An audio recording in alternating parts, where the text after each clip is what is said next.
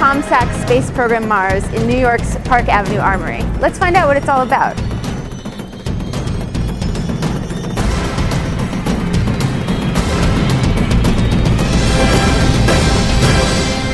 Tell us a little bit about the genesis of this whole project. How did this come about? So Tom Sachs is a really wonderful artist, and he had this dream of creating his own space program.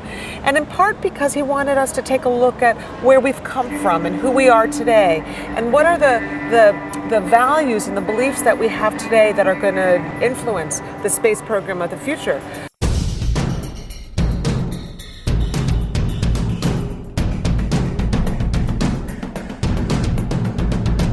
We're in front of Tom Sachs' version of the Mars landing module. Let's take a look inside.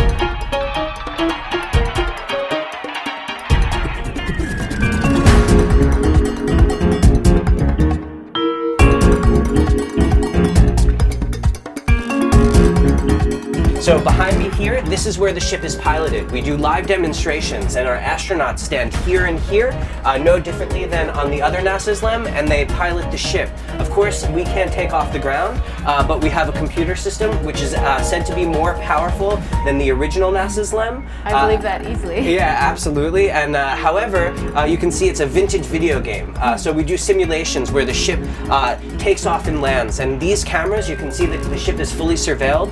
These cameras right here start shaking. It actually looks at mission control like the ship is taking off the ground and landing, and then we cut back and forth between the interior of the ship and the game itself. After the astronauts successfully land the ship, they open up this hatch, no differently than Neil and Buzz, and we step out onto the surface of Mars.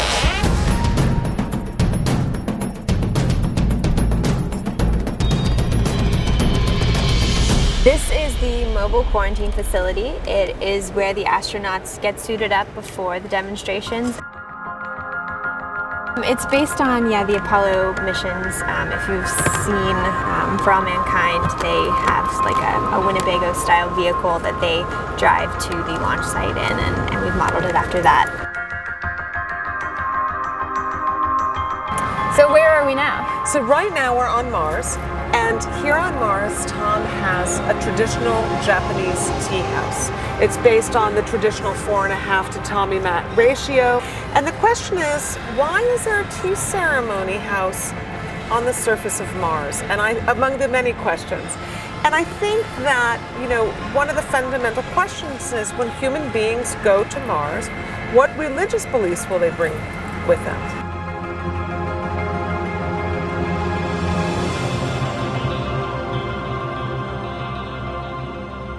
So I think that for Tom, in part, this exhibition is about celebrating the wonders and vision and creativity and international cooperation of the space program.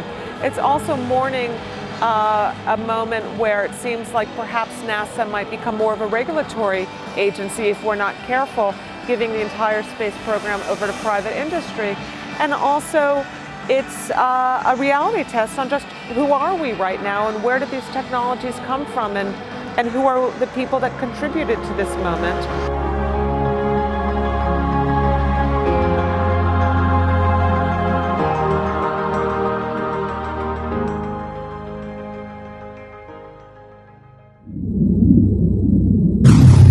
Space.com